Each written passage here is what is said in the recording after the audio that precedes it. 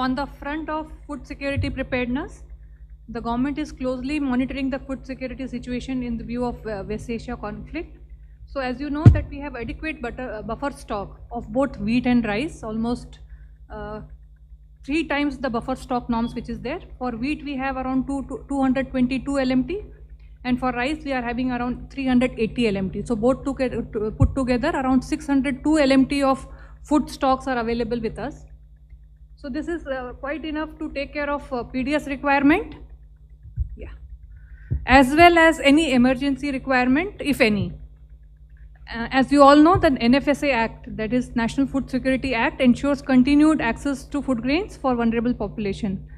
Other than food security, we also maintain, we also do market interventions to ensure that prices of food grains in market is stable. That is done through OMSS, Open Market Sale Scheme.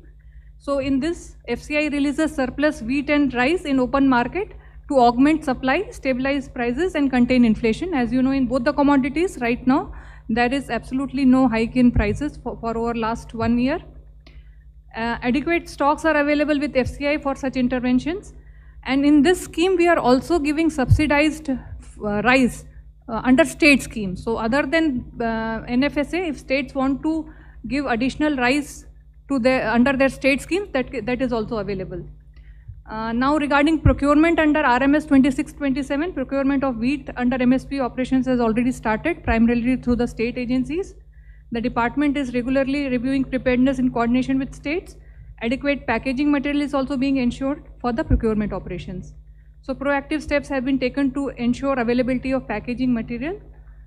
The department, in consultation with MOPNG and DCPC, is diversifying packaging sources and maintaining contingency measures to address any shortfall.